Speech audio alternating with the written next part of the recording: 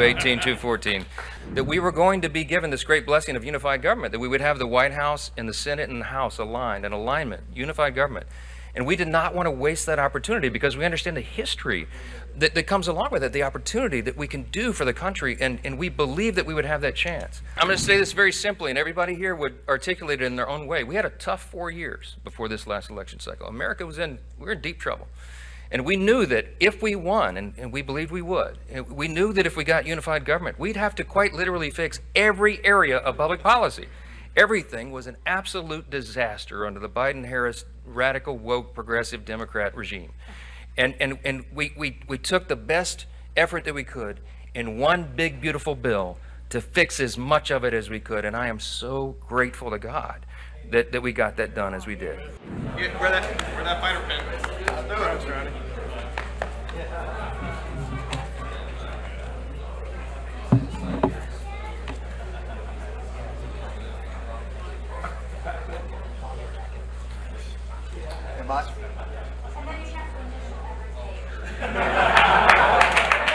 Well, good afternoon, everybody. It is noon, right? Listen, 6 months ago to the day, I spoke on the House floor about my optimism for America's future.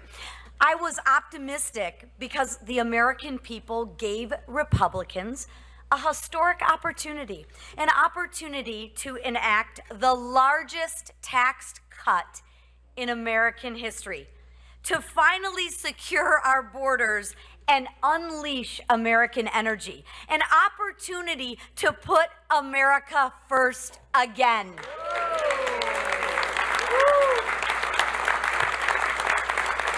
Well, I am proud to say, House Republicans, we delivered. And thanks to the work of the House Republican Conference and our president, President Donald J. Trump, Americans have certainty. They will keep more money in their pockets and have the safety and security that they deserve. House Republicans remained unified. No one thought we could do it. Everybody doubted us, didn't they, Mr. Speaker? Right? They doubted us. But here we are again. Mr. Whip, what are we, 6-0? Yeah, nobody in this room doubted us. No, nobody here doubted us. But we are unified. We delivered on our promises to the American people. No taxes on tip.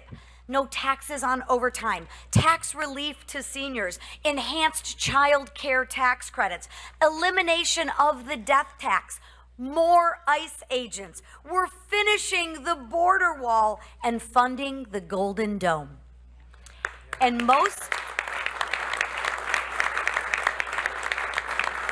And for all the fear-mongering that goes out there from the Democrats, we actually secured Medicaid for those who need it most. Vulnerable Americans, pregnant women, and the disabled. Compared to the Democrats, who would rather give Medicaid to illegal aliens and MS-13 members. Democrats are fear-mongering because they have no vision, no plan, and no leader.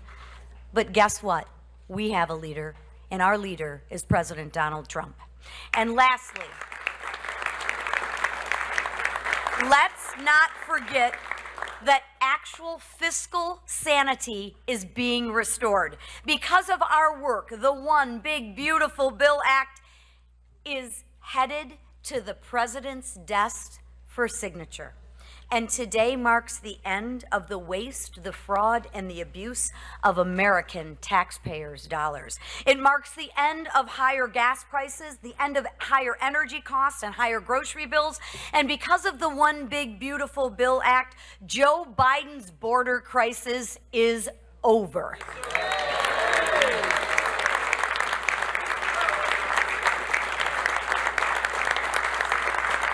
Listen, I applaud my colleagues who worked tirelessly. I don't think the Speaker and the Whip and the leader have slept in days. But they've worked tirelessly to ensure that we actually delivered on our promises. And I thank President Trump for his leadership in getting this bill across the finish line. Without his leadership, none of this would have been possible. His vision, none of this would have been possible. But today we passed actual transformational legislation, legislation that will impact every family. Tomorrow, we celebrate our nation's independence, and we set out to spread the message of this historic achievement. But today, ladies and gentlemen, we are going to celebrate. President Trump and the American people's agenda has been delivered. And the man who probably had one of the most difficult jobs was Mr. Emmer, who actually had to whip and count all the votes and get everybody into line. So without further ado, our whip, Tom Emmer. Thank you, Lisa. You know, Mr. Speaker, they always complain about such a small majority, but for us old hockey players, it's just fewer numbers to count. It works out much better. On November 5th, Americans elected a Republican House, a Republican Senate, and a Republican President with a mandate for change, a mandate to undo the failed policies of the last 4 years and to deliver on President Donald J. Trump's America First agenda. Today, we're all proud to report that by passing our one big, beautiful bill and sending it to President Trump's desk to be signed into law, we are fulfilling that mandate. This is a once-in-a-generation piece of legislation that secures our border, unleashes American energy, allows families to keep more of their hard-earned taxpayer dollars in their pockets, cuts waste, fraud, and abuse in government programs like SNAP and Medicaid, modernizes our air traffic control system, strengthens our national defense, and so much more, all while implementing the largest cut in mandatory spending in our history. To put it simply, this bill is President Trump's Make America Great Again agenda being codified into law. From Minnesota to Texas and Maine to California, there are wins in this legislation for every single American. And I couldn't be more proud to be part of the Republican team that got this thing across the finish line. I want to say thank you to our Speaker, Mike Johnson.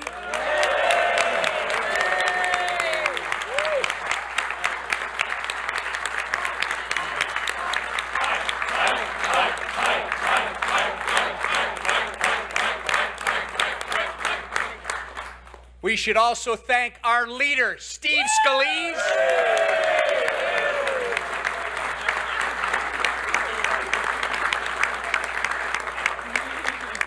And while she won't tell you what she's doing, we got to give a big thank you to our conference chair, Lisa McLean.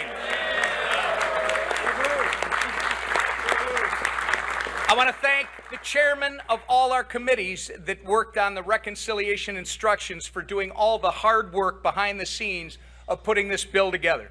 And most importantly, and people who know me know that it's about the team, I want to thank the members of our House Republican Conference for uniting as a team and getting this thing done.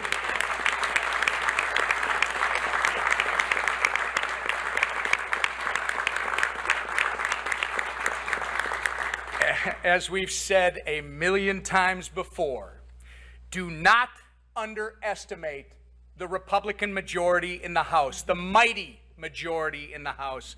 This legislative process may not always look pretty, and there will always be many tough fights, but one thing is certain: we will always deliver on our promises to the American people.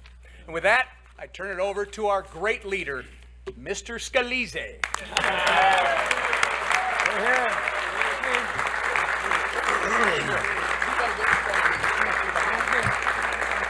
Well, thank you, Whip, and what a beautiful day here in America. It is the golden age of America again. America's coming back. And I tell you, a lot of people wrote this bill off for dead. Nobody said it would be easy. But you know what? We didn't come here to do easy things. We came here to do big things. We came here to make history. We came here to deliver on the promises we made to the American people to fight for them and to take power out of Washington and give it back to those families who have been struggling for way too long.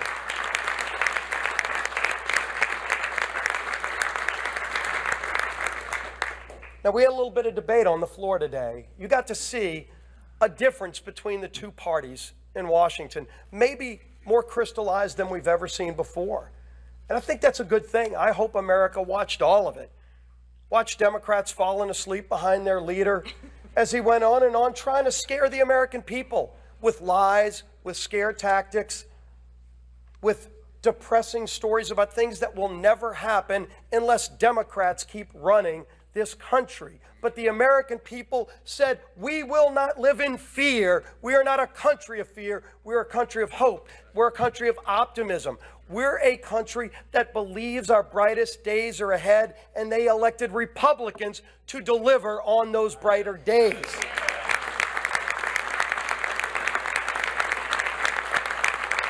And I think maybe their leader wanted to speak for hours and hours and break records because they wanted to stand in the way of history. But history is not going to be denied. We were elected with a purpose. Donald Trump ran all around this country. He went to swing states that they said Republicans could never win. And he didn't give different messages to different places. A lot of us traveled with the president. And the one thing you can say about Donald Trump is it doesn't matter where he went. When you listen to his speech, it was probably going to be a little bit longer than the paper that was written. Might have been about a 15-minute long speech because President Trump speaks from the heart. President Trump expanded our base. It wasn't just the typical Republican voters.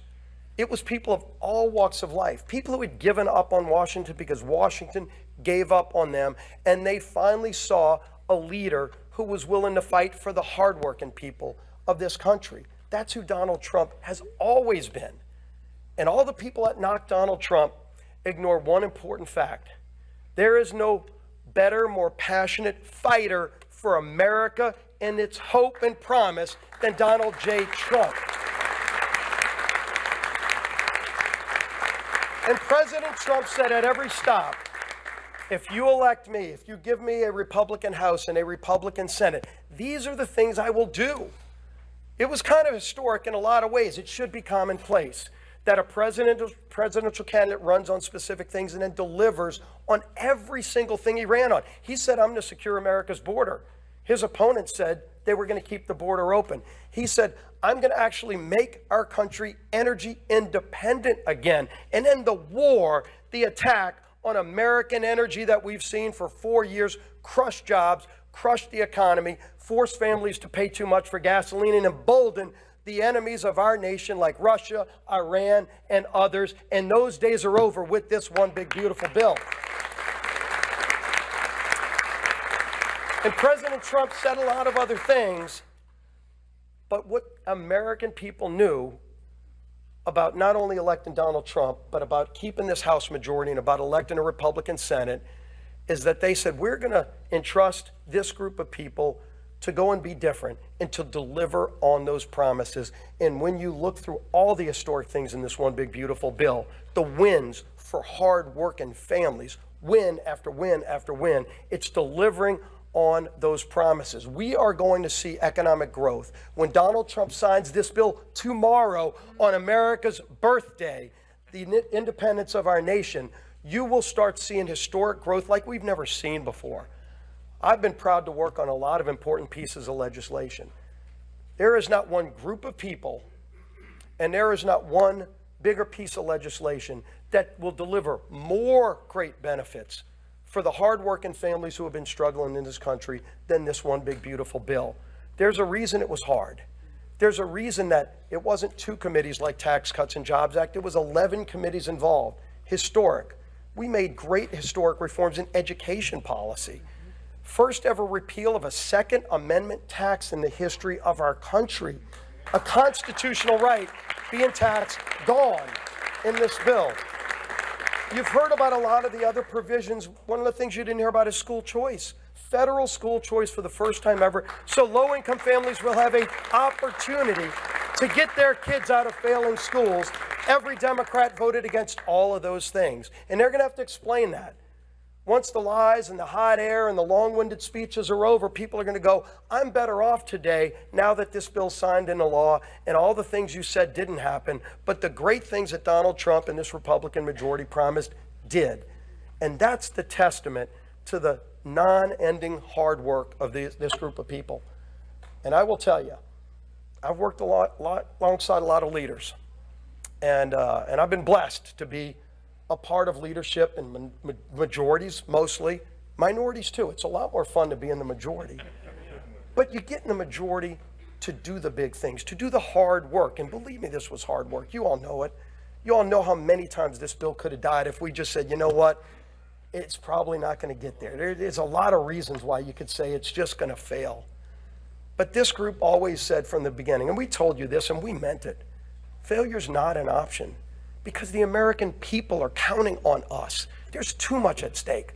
There was too much at stake from the very beginning, and we knew the power of what this bill will do for those families who were counting on us. And so every time it would have been easy to give up, we just thought about those families who entrusted us with their vote, and we had to deliver for them. We figured out a way to come together. People you never would have thought showing up voting yes.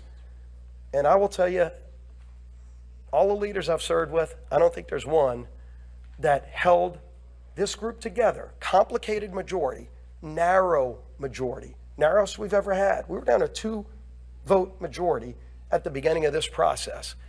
And Speaker Mike Johnson never one day wavered on his commitment. Donald Trump absolutely was our closer, and Donald Trump never stopped. Every day was there in the fight. Who do I need to call? What do I need to do? No president more directly engaged. And believe me, tomorrow at the White House, you're going to see a proud president who's ready to deliver on his promise to the American people. But this bill wouldn't be heading over to the White House tonight without the incredible yeoman's unwavering support of Speaker of the House, my dear friend, Mike Johnson, our leader.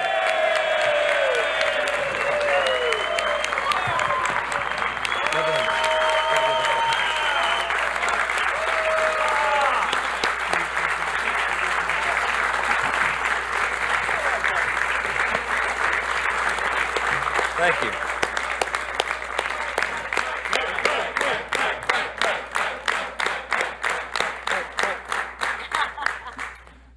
This is the vote tally card. We're going to frame this one, okay? 218, 214. Listen, I'm not going to give you a long speech. A lot has been said today, and these people are exhausted. A couple of us quite literally haven't slept in 2 days, so I'm a danger to myself and others right now. I'm not going to speak off the cuff. I'll just say this. I mean, many of you have asked me this question in the hall over the last couple of days. But when it looked like that we might actually deliver this thing, particularly this morning, how did you know? I mean, what kept you going? Why did you think this was possible? You guys made an audacious plan. You brought the most comprehensive, complicated piece of legislation, probably, arguably in the top 2 or 3 in the history of the Congress, with the smallest margin in U.S. history, which we had for a big chunk of the first 100 days. And you put this audacious timeline. You said you were going to pass it out of the House by Memorial Day. I mean, some of you openly laughed at me when I said that back in early February. And then we said we would get it done by July 4th. We beat Memorial Day by 4 days, and we got this one done a day early. I just want to point out, okay? This schedule, remember budget. So the question was, I mean, like, why? Why did you do that? Why did you think that was possible? Because I would sum it up with one word. It's belief.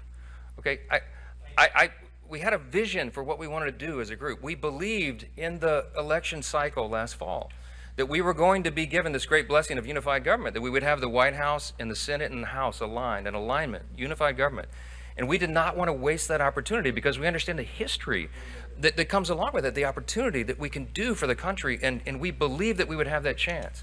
And then I believe in the people that are standing here behind me. I believe in this group, every single one of them individually.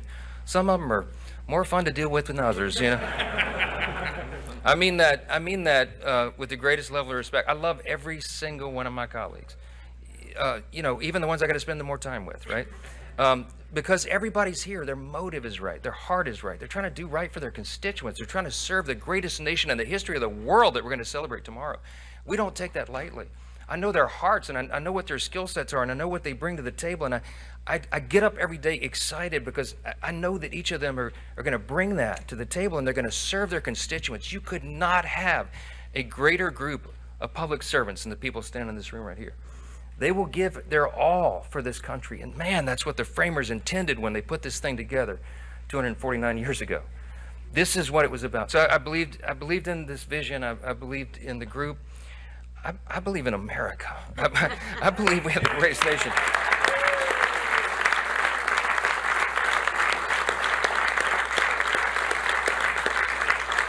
I'm going to say this very simply, and everybody here would articulate it in their own way. We had a tough 4 years before this last election cycle. America we were in deep trouble. And we knew that if we won, and we believed we would, we knew that if we got unified government, we'd have to quite literally fix every area of public policy. Everything was an absolute disaster under the Biden-Harris radical, woke, progressive Democrat regime. And we took the best effort that we could in one big, beautiful bill to fix as much of it as we could. And I am so grateful to God that we got that done as we did. Because of the dedication, yeah.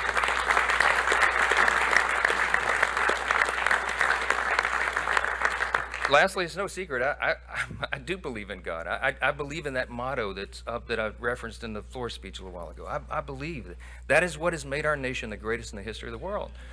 And some people shake their heads and they think that's old-fashioned or something. That is a fact. When the framers put this together, they stepped out in faith. They did something that no nation had ever done before. The great statesman, philosopher G.K. Chesterton of Great Britain said, America is the only nation in the world that was founded upon a creed.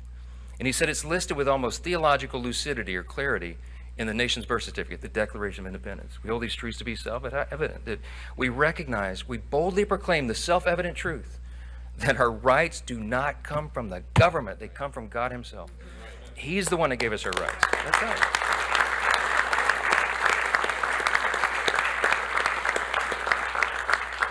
Abraham Lincoln said in the Gettysburg Address, we are dedicated to this proposition, to one nation, under God. A government of the people, by the people, for the people shall not perish from the earth. This is an experiment. It's only 249 years, y'all. That's not a long span of time in human history.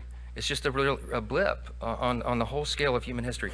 It is up to us to save it. It's up to the duly elected representatives of the people to come here and represent. And it's up to every single one of us.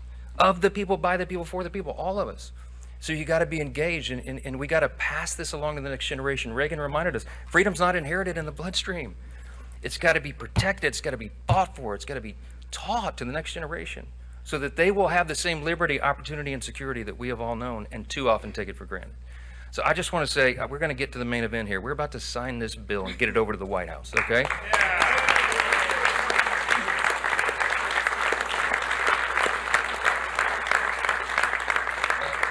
Some of these men and women have got to go catch flights and stuff. So we're going to sign this real quick, and I'll take a few questions. But I just want to say this: do not take for granted what we have been given. This grand experiment in self-governance. We can preserve it, but we got to do it all together. God bless you. Thanks for being here. Appreciate it.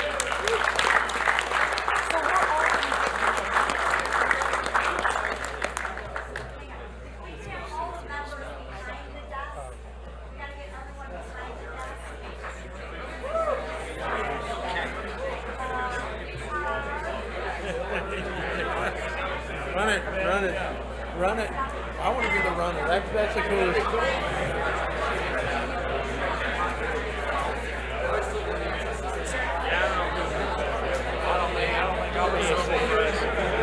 Zach, y'all head no. We're gonna head out, Tim. Y'all head run. Yeah. Back to Iowa. Where that fighter pin?